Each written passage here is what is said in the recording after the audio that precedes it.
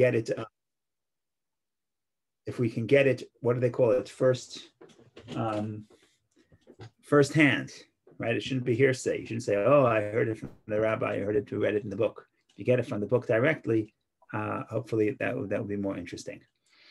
Okay, so what is the parsha about? The parsha, as we will discuss tomorrow at great length, hopefully, the parsha is about Abraham and there's Abraham, and there's two portions. There's Lech Lecha and Vayera. We have two portions about Abraham.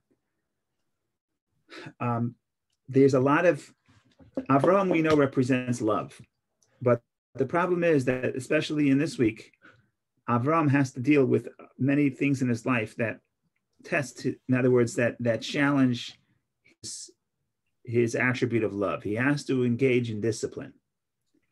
And the culmination is the test of the binding of Isaac. But even before that, he has to send away Ishmael. Okay? Very difficult thing for him to do. And if one way to look at this parsha is that Abraham, one of his greatest struggles is that Abraham, as the Kabbalah explains, as the Rebbe's talk is going to quote, Abraham represents the idea of love. And love itself is not always the perfect solution in this world. And a lot of this parsha is how the love interacts with his surroundings. Of course, Abraham and Sarah. Sarah comes from the word sar, minister, but you will see that Sarah has much more, it represents discipline, much more than Abraham's love. And in this parsha, Abraham and Sarah have a great marriage, and they really love each other, but they have a major dispute. And the major dispute is about how to put down the discipline for Ishmael. So a lot of this is about Abraham managing his attribute of love. And what we're going to discuss here is that Isaac, it's the theme of this week's parsha and the next and the next. In other words, this is a theme. The whole middle of the book of Genesis is dealing with these two attributes of Abraham, Isaac, and Jacob as love, as discipline. We'll call it awe or discipline. And then Jacob is supposed to be the merging of the two. So this is a very important theme in the middle of the book of Genesis, right? The last third of the book of Genesis turns to Joseph and the brothers. That's the big theme. But here, it's the idea of the three patriarchs and how they interact with each other, Abraham and Isaac especially. And in this verse, what's going to happen is, this is really a talk that the Rebbe said about his father's comments on the Zohar. And the Zohar, it seems like if I would have to talk about this, I would wait 2 portions from now. But the Zohar comments on this week's parsha, and that's why it becomes a talk about this week's parsha. So what does the Zohar say? So let's open up the parsha. Let's open up the verses, and we'll see what happens. So the Zohar says as follows. In this parsha, we have a story that after Abraham sends away Yishmael and Hagar, there was Avimelech, the king of Gerar, comes with Abraham, and he wants to make a peace treaty. You may know this, you may remember this because we read it on Rosh Hashanah. Number 22, now it came to pass at that time that Avimelech and Fichol, his general, said to Abraham, saying, God is with you in all that you do.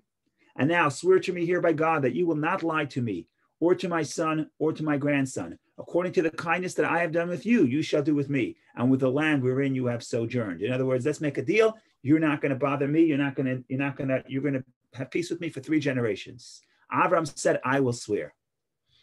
And Abraham contended with Avimelech. Hochiach is to rebuke. Abraham is not just a person who's loving. When he has to stand up for himself, he does. So Avimelech comes to make peace with him. He says, let's make a deal. We're not going to be in conflict for 3 generations. Abraham says, sure, but I have to speak to you. I have to rebuke you because your people are taking away my water. Now, water is very important because they're living in the south of Israel. Gerar is one of the cities of the Philistines, which is on the coast, but very close to the Gaza Strip, very close to the Negev desert. So water is scarce and water is valuable. So Abraham tells Avimelech, and Abraham contended with Avimelech about the well of water that the servants of Avimelech had forcibly seized. By the way, this idea with the Avimelech's people taking away wells happens not only with Abraham, it also happens again in 2 portions from now. It happens with Isaac. So in that region, what they're doing it's an intergenerational thing. Generational thing, I should say, that they're constantly quarreling over the water. And in the next parsha, 2 parshas from now, I'm told us there's 4 wells. The first 3, there's disputes. The 4th one, there's peace. But the wells are an important story here. On the practical sense, mystically, it has a lot of meaning too, as we will see. But in the practical sense, if that's where you're living in the south of Israel, you need water. Water is the most valuable resource. So Avimelech says, I had no idea. And Avimelech said, I do not know who did this thing. Neither did you tell me, nor did I hear of it until today. As my servants stole your water. You never told me. I'm sorry. So, and Abraham took flocks and cattle and gave them to Avimelech, and they both formed a covenant. And Abraham placed 7 ewe lambs by themselves. Avimelech said to Abraham, what are these 7 ewe lambs which you have placed by themselves? And he said, for these 7 ewe lambs you shall take from my hand, in order that it be to me for a witness that I dug this well. I give you 7 sheep. That will be the witness that I dug this well. Therefore, he named that place Be'er Sheba, for they both swore. That's a city even today, south of Israel. The biggest city in the south of Israel is Be'er Sheva, literally the well. And here it's funny because Sheva means swear, as they translate here in the Metzudah, Chumash. But Sheva also means the word 7, right? And Avram has 7 sheep. So the verse says the reason why it's called Sheva is Be'er Sheva, for they both swore. That's what the verse says. So that's clear. But in addition, it's interesting that Sheva also means 7, which is perhaps why Avram gives them 7 sheep. In other words, we have 7 sheep and we have a well, and he says, this is going to be an Eidah, this will be a witness. Verse 30, right? For my hand, in order that it will be for me for a witness that I dug this well. Wonderful story, everything is fine. Problem is that there is a Zohar. The Zohar elsewhere in the Torah talks about the concept of testimony. And he says that if you look through the Torah, there's 3 places where we use the term witness testimony. There are objects that serve as testimony. Without getting into the other ones, not important right this minute. But what's interesting is the Zohar says, quotes this verse 30, and he says, the well of Isaac, the well of Yitzchak, which is very strange. What does Yitzchak have to do with this? This seems to me, this is the well of Abraham, not the well of Yitzchak. Well, you could say the Zohar got confused because in 2 parshas from now, there's Yitzchak dealing with Isaac digging wells as well. But no, the Zohar didn't get confused. Obviously, the significance, and that's what we're trying to deal with. So there's a commentary on the Zohar called the Ramaz, which says, well, it's really Abraham's well, but it's referred to as the well of Yitzchak. Doesn't really explain much, doesn't really explain why it's referred to as the well of Yitzchak, and that's what we have to deal with now. We're going to read a commentary from the Rebbe's father, and then we're going to start getting into the ultimate, the interpretation.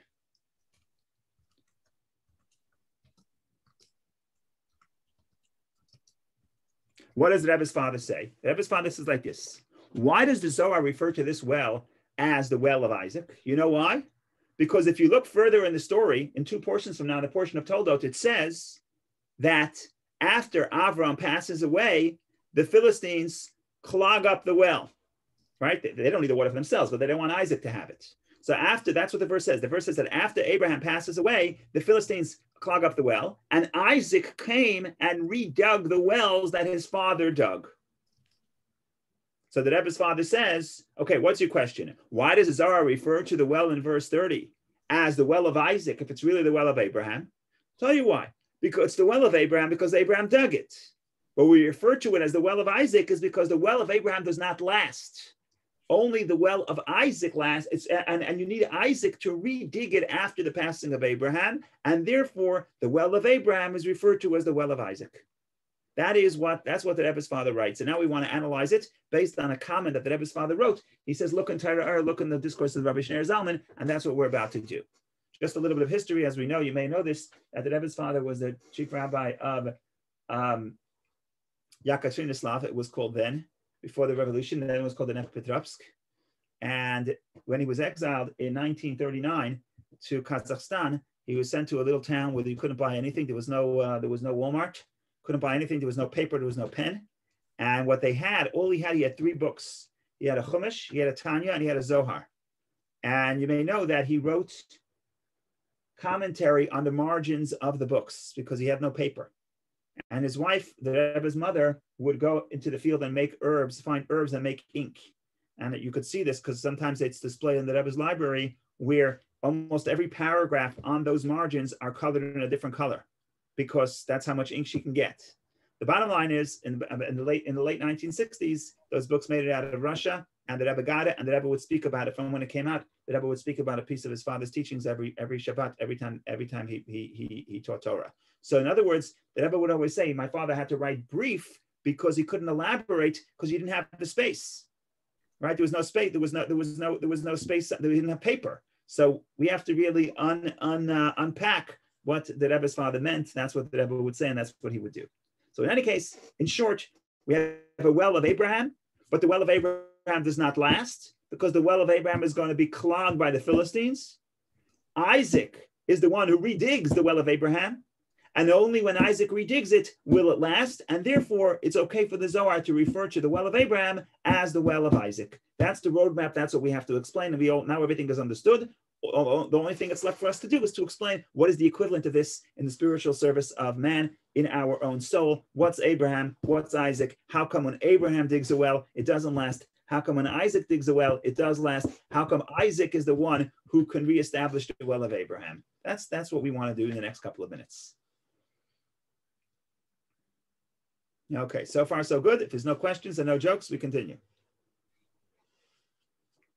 Okay, so I'm going to share the screen, and this is a translation that is a new translation. I don't know how authoritative it is, but it's a new translation.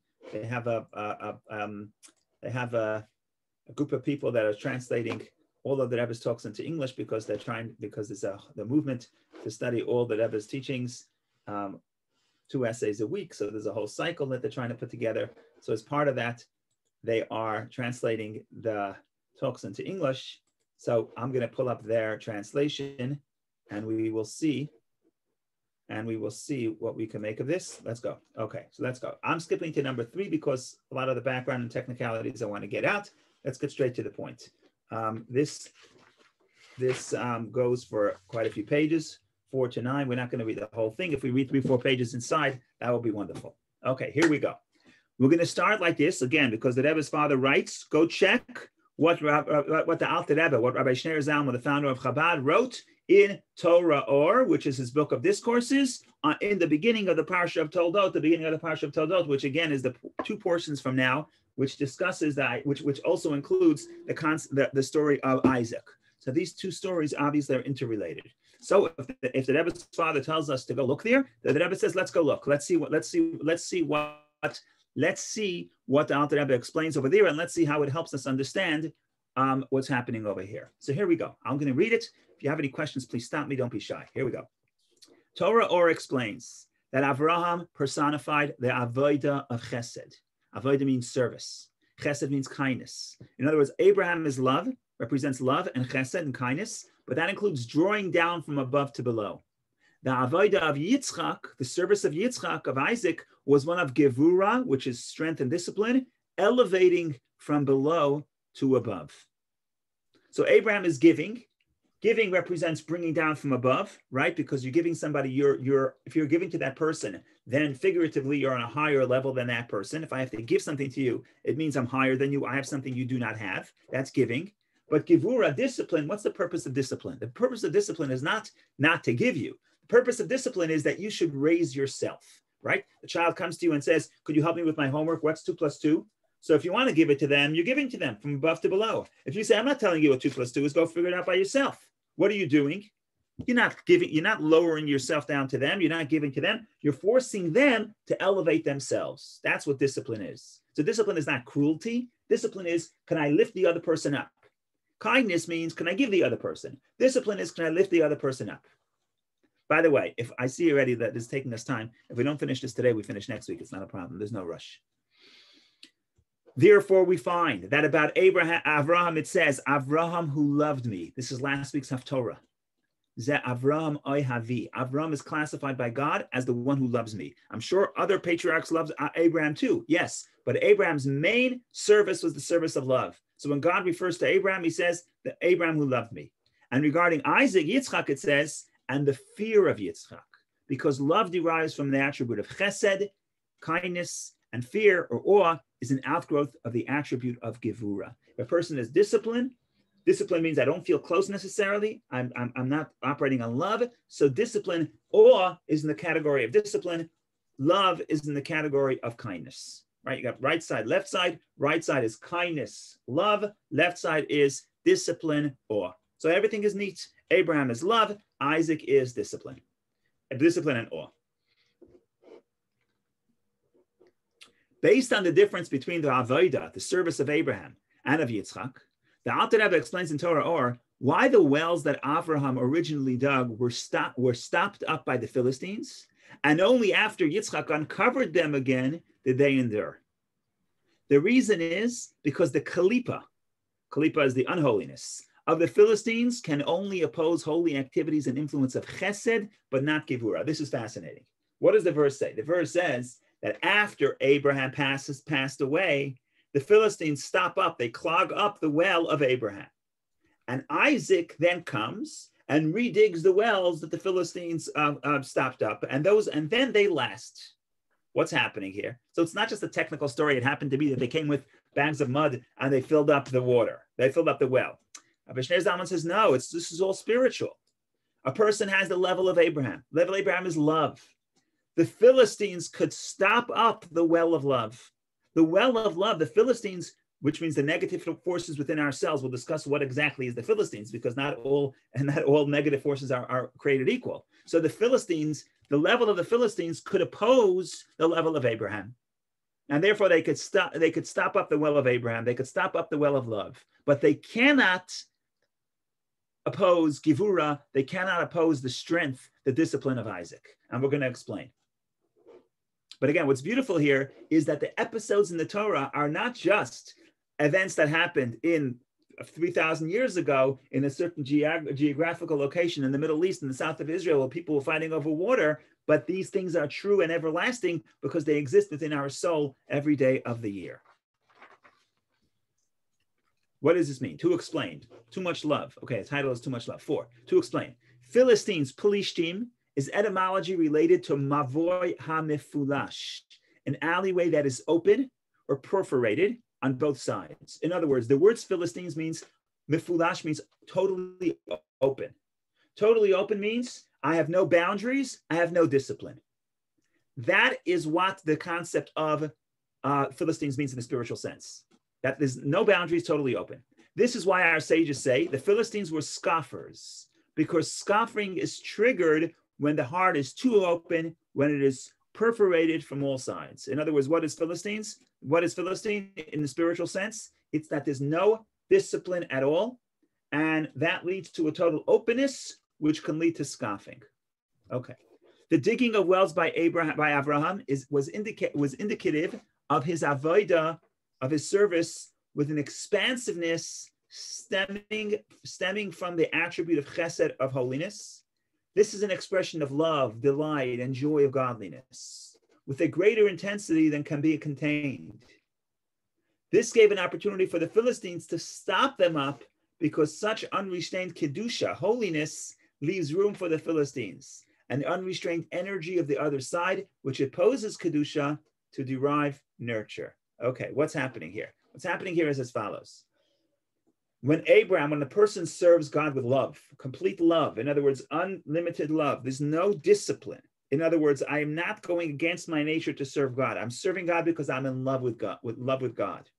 So love is also has no boundaries. It's not discipline. It's an expansion of self. So if I'm serving God out of love, in a sense, I have delight, I have joy, but it's about me expressing myself. It happens to be I'm expressing myself in the same way. So in a positive way.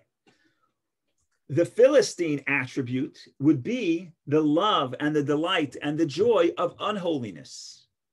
And once a person is in a state where they don't necessarily have discipline in their life, so even though the love the love was the love of holiness, and everything they do is out of joy and out of excitement and out of pleasure, but it's all an expansion of self, and therefore there is a threat, as we'll see later when that threat comes in. But there's a threat that a person could now fall in to the openness and expansiveness and joy and happiness and love of the unholy, of the Philistines. And in other words, the Philistines could attack Abraham's well. We'll see later when and how, but that's the first step of the puzzle. And we're going to skip this paragraph because it gets into technicality. Okay, this is nice. The next paragraph is nice. This is emphasized by the verse, the Philistines stopped them up, the wells, after Avraham had died. Only after the holy love leaves the person, Avram died, and what remains is only the disposition of an open heart. Is there room for the Philistines to become oppositional? The Philistines stop them up. What is the Rebbe saying as follows? Let's say a person serving God with love. And when I have love, there's no discipline. Why am I serving God? I'm not forcing myself. I'm not limiting myself. I'm doing it because it feels so good. So I could be serving God for 20 years, only doing it because it feels good for me. And that's wonderful. And it's great. And when you experience that love, nothing is going to happen. There's not going to be anything negative. The problem is what's going to happen after Abraham dies.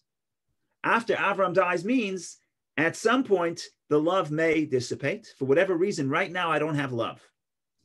So now what is required? What is required now is if I don't experience the love, I have to do the right thing. I have to be disciplined and do what's the right thing, not because it makes me feel good, but it's the right thing to do. That requires discipline. But I don't have any discipline because I never practiced discipline. I'm just used to doing what makes me feel good. If that's the case, then it's very easy. Once Abraham dies, once the love of God dissipates for whatever reason, now the Philistines can get into me. Now the Philistines can say, you're used to doing things that make you feel good, so I have other things that make you feel good. And that's unholy. And that also doesn't require discipline. And that's why Abraham, the attribute of Abraham, of love, could be threatened by the Philistines, which is the openness and expansiveness and joy and pleasure and love of unholiness. But again, this paragraph that we just read, the first paragraph on this page, is very important. We're not saying that you're going to fall from the love of God to the love of negativity. No, but we're saying once, if you feel the intensity of love of God, you'll be fine. In Avram's life, that's fine. The wells were able to last. The problem is what's going to happen after Abraham dies. If Abraham dies, when I don't feel the love anymore, then if I don't understand how to do dedication and devotion and discipline and doing something for the other person, then the feeling of I'm just motivated by love, by what makes me feel good, could lead me to bad places. If you want a metaphor, the metaphor is some people are very good. They're very good lover. They're very good spouse. They're motivated by love. They'll do anything for their spouse. Why? Because they love their spouse. Okay, what's going to happen after 15 years? I wake up in the morning and today I don't love you. I don't feel the love. So if I don't understand what it means to be devoted to that person, then I'm not going to do anything for you because I'm only motivated by what makes me feel good, what gives me pleasure. At this moment, you don't give me pleasure, so I'm going to find my pleasure elsewhere. And that's exactly what we're saying is the threat of Abraham, the Philistines, to the lifestyle of Abraham. However, when it comes to Isaac is not the level of love. Isaac is the level of discipline, of awe. So if you have an attribute of awe, then the Philistines cannot attack, because what do the Philistines say? Hey, you have to do what makes you feel good. And right now you're not in love with God, so you may as well be in love with negativity. No, Isaac is not motivated by what makes me feel good. Isaac is motivated by being in awe, being devoted, being given over to something greater than himself. And therefore the need to always feel excited and motivated and happy and open does not threaten the service of Isaac. So that's what we're about to say. The Philistines, however, did not stop up the wells of Isaac, of Yitzchak, because Yitzchak's digging of wells was emblematic of serving Hashem with awe and fear of Kedusha, with awe and fear of holiness. In other words, what we're trying to say here, the well is the energy. So when Abraham digs a well, he's digging kindness. When Isaac digs a well, he's really digging awe. He's digging devotion and discipline and awe. Therefore, the Philistines who personify the opposing side of the chesed of Kedusha, in other words, what are the Philistines we said? Is that they're the opposite. We know that in everything God creates in the holy realm, there's also the mirroring image in the unholiness. So if there's love for God in the positive sense, there's love in the negative sense. Same thing with discipline, with awe and everything else. But in any case, Philistines are the opposite of the love of Abraham. Therefore, the Philistines who personify the opposing side of the chesed of Kedusha, the kindness of Kedusha, of holiness, could not stop up the wells of Yitzchak, which were emblematic of Gevura of Kedusha, strength of Kedusha. This powerlessness was because any attribute on the opposing side is able to oppose only its corresponding attribute in Kedusha. In other words, the negative attribute can only oppose the attribute that is equal to it in the positive, but it cannot oppose something that's completely different. And therefore, when a person is motivated by love, then the Philistines can attack. After the love dissipates, after Abraham dies, now Philistines say, oh, you're not feeling love to God? Okay, and you're motivated by love? Why not? I'm going to give you something else to love. And if all you know is love, it's very easy to fall into that trap. But if in addition to knowing love, you also know devotion, you know awe, you know discipline. And again, devotion and awe is the same thing, because why am I devoted to you? Not because of how it makes me feel, but because of you. That's the concept of awe. Awe is I'm in awe of you. When I love, I feel myself. When I'm in awe, I feel you. So in any case, if I also have a level of Isaac, I'm not going to be threatened by the Philistines in the same way. So that's step number one. And now we have one more step that we have to explain in number two, in section number 5. So far, so good. Everything clear? Yeah. Okay. What we're going to do in section 5, I'll tell you by heart before we do it inside, is as follows. Not only are we saying that the Philistines cannot oppose Isaac because Isaac is about discipline, and the Philistines cannot oppose Isaac, but it's even more. If I have some discipline and some devotion in my life, then I could actually re-dig the wells of Abraham. In other words, then I can reintroduce the love that Abraham had, and the Philistines cannot oppose that love if my love also has devotion. In other words, what we said in number 4, what we just read, is that the Philistines can oppose love, but they can't oppose discipline. They can oppose love, but they can't oppose devotion. So that's why they can threaten Abraham, but they can't threaten Yitzchak. They can't threaten Isaac, or they can't threaten the wells that Isaac digs. What we are saying now is not only if I have devotion, the Philistines cannot pull me into a love for unholiness, but even more so, if I have discipline, then I can actually re-dig the wells of Abraham, and then I'll end up with both. I'll have discipline and devotion and love, and the Philistines will not be able to oppose that love. And it all comes from the story, because we're saying not only that Isaac dug his own well, we're saying Isaac redug the well of Abraham, his father. So in other words, if I introduce the attribute of Isaac, then I can actually reveal once again the well of Abraham, the love of Abraham, which has been challenged by the Philistines. But once I introduce devotion, I could now once again reveal that love.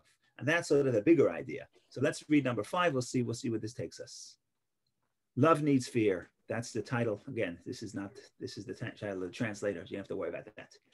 Not only were the Philistines unable to stop up the wells of Yitzchak, but moreover, they could not stop up the wells of Avraham, after Yitzchak had redug them, despite being symbolic of his avodah of chesed, his service of love, whose efforts the Philistines could normally have thwarted after Abraham's passing. In other words, once you have Isaac, then the Philistines cannot oppose Abraham either. That's the story, right? We say that once Isaac comes, he redigs the wells of Abraham. The reason is as follows. The emotion of love is connected with the feeling of self, right? There is somebody who loves. right? That's the definition of love. Love always comes back to the lover. What does it mean, love? You always have to have the I. I love you. In other words, I'm drawn to you. So there's always the feeling of the person who loves. So love is connected with the feeling of self. Fear, on the other hand, and Kabbalah Sel means devotion, accepting the yoke of God. So fear and devotion is associated with bitul of oneself. Bitul is the Hasidic word for self-nullification, meaning it's not about myself. When I'm devoted to you, it's not because of the way it makes me feel. It's because of what you need, not because of what I need. Therefore, when the avodah of a Jew stems from only out of love and joy, which means he has a feeling of self, albeit stemming from kedusha, it can lead to simple egotism. From the expansive state of kedusha in which he stands during prayer, he can fall into the expansiveness of kalipa, of unholiness, scoffing and frivolity. However, when the avodah also is motivated by awe of Hashem and Kabbalah Sel, accepting of the yoke of God, in other words, discipline and devotion, he is in a state of bittul and selflessness. This bittul prevents any negative forces from usurping energy, even from the expansive love and joy. In other words, when my love is just about the expansion of self, then the Philistines can stop that. But if in my life I have also the idea of bitul, of nullification, which is devotion, being focused on the other person, then if that's what happens, then that bitul, that devotion, does not allow for the negative forces to bring in negative love and negative joy. Now we could understand why the Philistines were able to stop up the wells that Abraham had dug, but were powerless to do so again after Yitzchak had redug them, when the wells of Abraham, which represent the avodah of love and joy, is connected with Yitzchak's digging, a state of bittul based on fear and Kabbalah Sel and accepting the yoke, it is not possible for the negative forces to channel any energy from them, and therefore they, the waters of the wells dug by Yitzchak, never again cease to flow. In other words, what are we saying here? We're saying, if I am a person motivated by love, then when the love dissipates, let's say even to another person, I love another person, I love the other person. Why do I love them? It's all about myself, because of the way that person makes me feel. So the moment that love dies, the moment I wake up in the morning and I don't feel that love, it's very easy for me to fall into a negative love, into a love that opposes my original love. Because all I have is the feeling of expansiveness. I want to be happy. I want pleasure. I want joy. And if I don't get it from the love I had yesterday, I'll find a new love, even if the new love opposes the old love. And I'll fall from one love into the other love. But if together with my love, I also have devotion, I also have the idea of bittul. It's not only about me, it's about the other person. Then actually that feeling of devotion will actually not only protect the devotion, but will also protect the love. Now I'm not susceptible to say, because I don't feel this love this moment, therefore you're going to pull me away with another type of love. No, because I'm motivated not only by myself, but also of devotion to the other. And therefore, if I have that, that's a check. That protects me not only against being drawn into the negative love, but that also allows for the positive love to perpetuate itself. That is the big idea here. And now we're going to tie it in to how we can explain that the well of Abraham is going to be referred to as the well of Isaac, because Isaac redigs it. But Isaac redigs the well of Abraham. In other words, when you have Isaac, when you have discipline, when you have devotion, what do you end up with? You end up with the well of Abraham, because Isaac redigs the well of Abraham. So therefore, you can call it, that was our original question. How can you refer to it as the well of Isaac? The answer that Ebba's father gave was, because how can you refer to it as the well of Isaac if it's really the well of Abraham? This week's parsha, it's clearly the well of Abraham. Abraham is the one who named the city Be'er Sheva, the well of the oath. It's Abraham's well. So why does the Zohar refer to it as the well of Isaac? Because the Zohar is telling you how to perpetuate the well of Abraham. And if you introduce the attribute of Isaac, then you'll perpetuate the well of Abraham. So this is absolutely beautiful, I think. So we have one more paragraph, one more section I want to read from this talk, and then that will be it for today, even though it's not the entirety of the talk. But then it gets afterward, it gets complicated with the Ramaz. I don't want to get to that right now. So So let's do a little bit more. Unless anyone has a question, we'll do a little bit more. According to the above explanation, it is understood that although the wells dug by Abraham were plugged up by the Philistines, and Yitzchak redug them anew, nevertheless, fundamentally, these wells were even afterward attributed to Abraham. Yes, Isaac, right? It's a very interesting. They dug them anew. That's what the verse says. It was totally stuffed up. And then Isaac's people come and they Isaac redigs the well anew. But even though he redigs them anew, they're still the attribute of Abraham, whose mode of avodah, mode of service, was love and joy. The accomplishment of Yitzchak, fear and Kabbalah Sale, was only in order to safeguard and continue it. What does this word say? And continuity and safeguard is to safeguard the continuity of the love and joy. Sorry about that. My eyes are playing games on me. Therefore, my father explains, that I was quoting his father, therefore my father explains that the reason why the Zohar uses the expression the well of Yitzchak is not because the well itself belonged to Yitzchak, as Ramaz maintained. It was the well of Avraham. As Ramaz maintains, it was the well of Avram. Rather,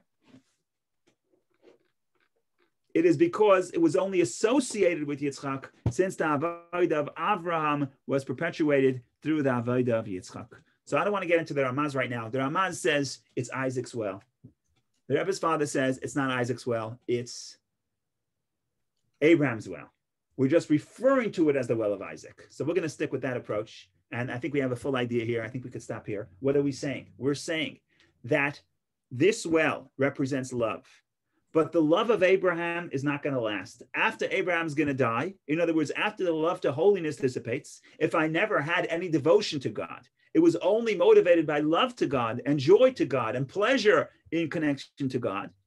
It was only motivated by expansiveness. We'll call it the term expansiveness. In other words, the expansion of self. Makes me feel so good, so I'm going to come close to God. If that's all I know, if that's all I had, then when Avram passes away, when the love to God stops, because love is fire, goes up and down, it's not going to last forever. It retreats to regroup. So the love is going to retreat. Avram is going to die. And you know what's going to happen? Before you even have time to rekindle your love to God, the Philistines are going to come in and stop the love of Abraham. What is Philistines? They're going to say, we have a whole menu of things that will bring you joy, pleasure, and love. Forget about the love of God. We got other things. You could change the channel. We have other things you could be excited about. And that's why Abraham's well itself, not in his lifetime, but after his lifetime, could be stopped up. However, once you introduce Isaac, and Isaac says, it's not just, I love you. I love you, which means connection to you makes me feel good. That's what we're saying. That's what love is. I want to be close to you. So it's about myself. Yes, all good. But I also have the concept of awe, of devotion to the other person, to you, to God, to something outside of me, not motivated by me, but I'm sensing that something is greater than me, which makes me forget about myself and be devoted to you. If I have that in my life, then not only am I devoted to you, but that would also safeguard the love, because it was going to push away the negative loves and allow for Avram's love to resurge. And that's what we're saying. Why is it that Abraham's well, does the Zohar refer to as the well of Isaac? It's because Isaac perpetuates the love of Abraham. And this is beautiful for many reasons, because it's practical and so beautiful, but it's just fascinating how all this is one word of the Zohar, which seems like a mistake, right? The Zohar, instead of referring to the well as the well of Abraham, it refers to it as the well of Isaac. I'm sure if I read it, I would say, oh, it must be a printing mistake, right? All this information is all in one word that the Zohar puts in, instead of referring to it as the well of Abraham, the well of Isaac. And what's the Zohar teaching us? That the well of Abraham itself is not going to get you where you need to go. The well of Abraham itself is going to be clogged. And you need Isaac to perpetuate the well of Abraham. And therefore, the well of Abraham, and therefore you can refer to Isaac, the well of Isaac, as you can refer to the well of Abraham as the well of Isaac, because Isaac is the one who ensures the perpetuation of the love. So I think this is beautiful on many levels. Also because it takes the practical story and shows how the practical story is not just a story about real estate, not just about story about water, but an ongoing challenge within our soul between the desire of Abraham, which is love and joy and happiness and expansiveness and holiness. And then you have the Philistines, which is the same in the unholiness, right? the idea of a person wants to be happy and pleasure and joyous from things that are negative.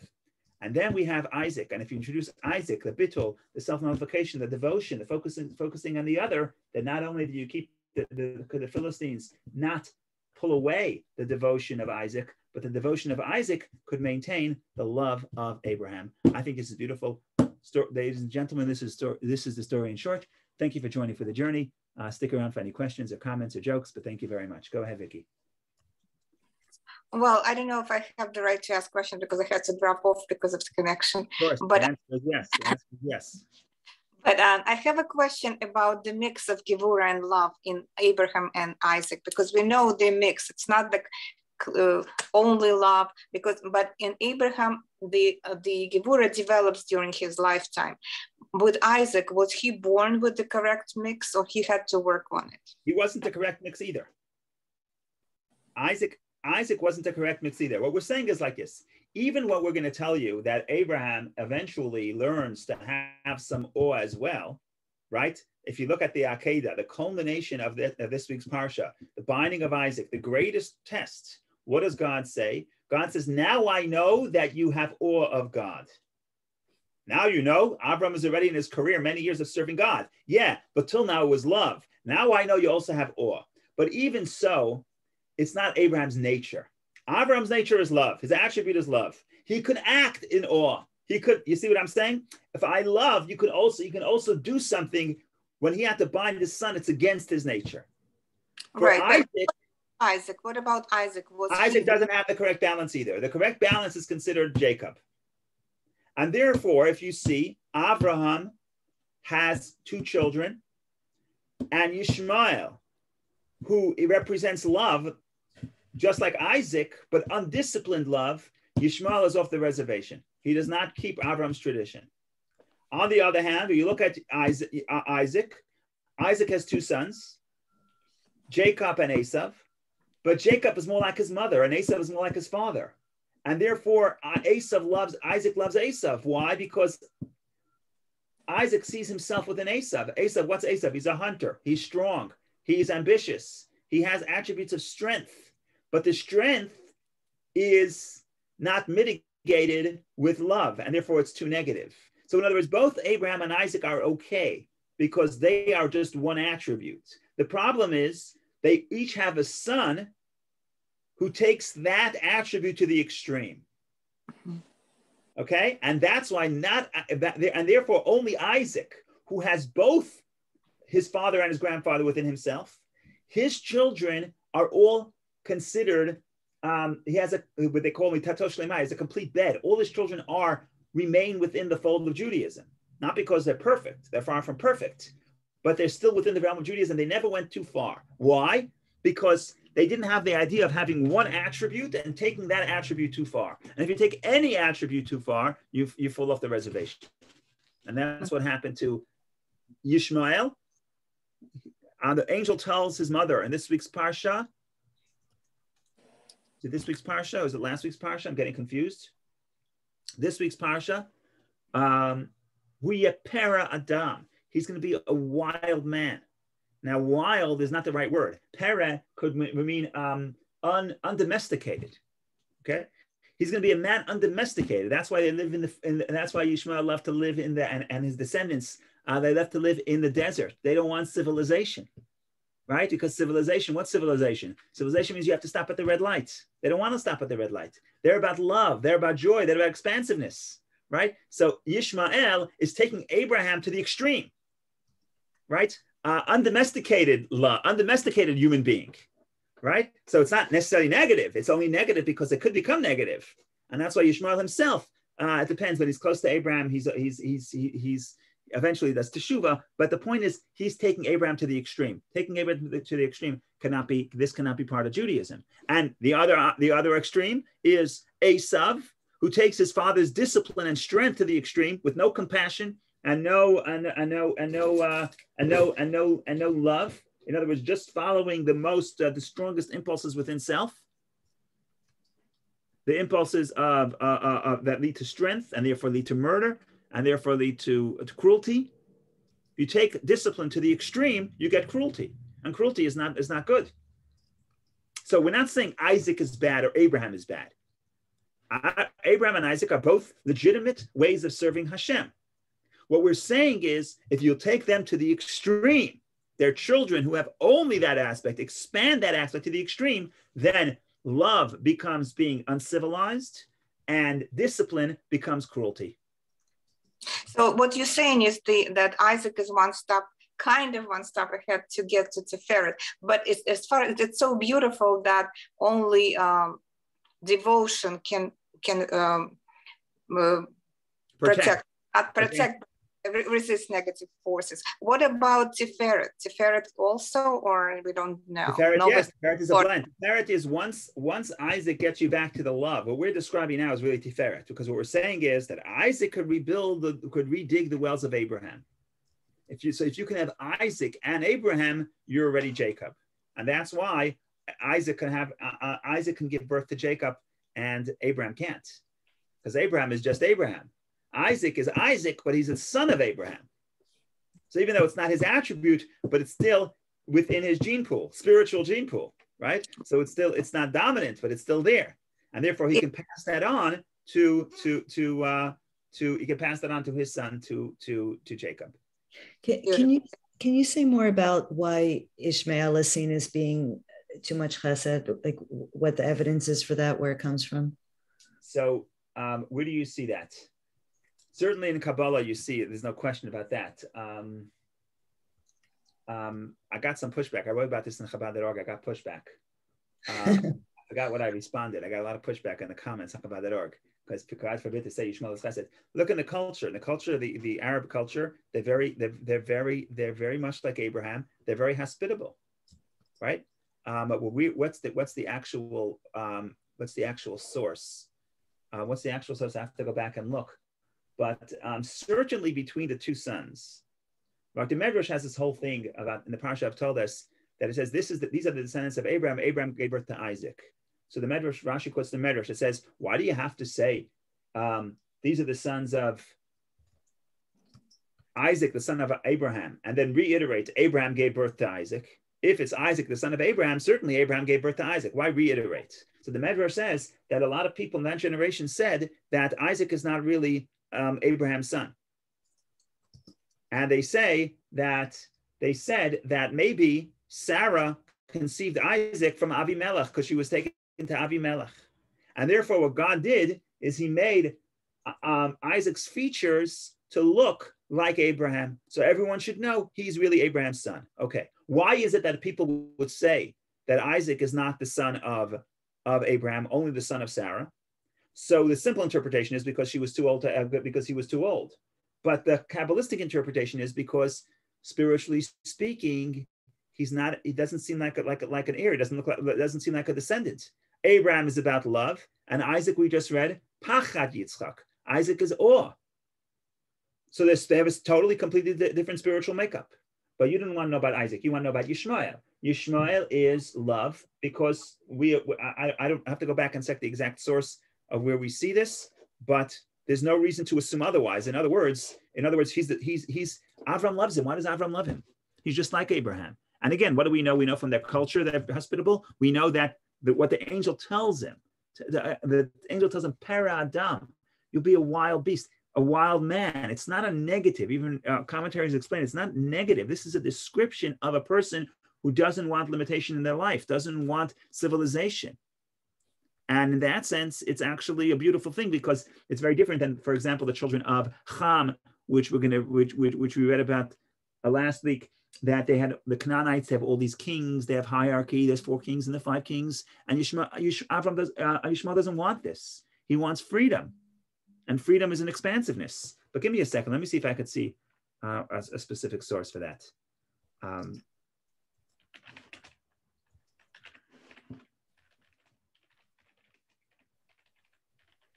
So since he doesn't want Gevurah, then it must mean that he wants Chesed. You mean Yishmael or Abraham? Ishmael. It's not that he doesn't. Yeah. That's what I would say. And again, yeah. And it's also the fact that his father loves him so much. His father feels closer to him.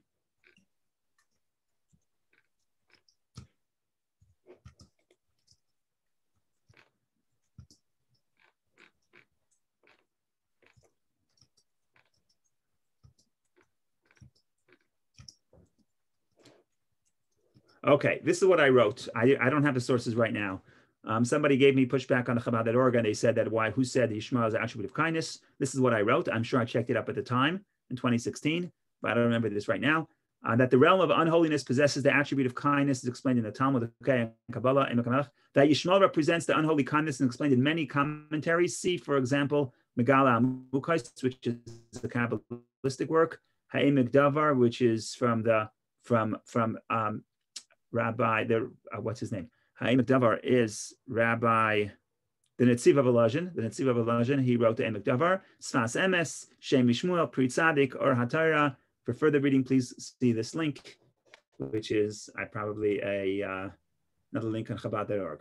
Yes. So the bottom line is, it goes. That's what the Kabbalists write. The Megala Amukos is probably the earliest one who says this. That Yishmael, that Yishmael represents the unholy kindness. What's the name of that article that? But everyone says it. Why Ishmael was rejected. Vayera, this week's parsha. So you put in why Ishmael was rejected on Chabad, and then put it into Google and write Chabad.org, it should come up. Thank you. Okay, thank you for joining. This has been a lot of fun. So thank you. Have a wonderful day. We'll see you tomorrow. We continue the journey of the portion of Vayera, and a lot more to discuss. Have a wonderful day.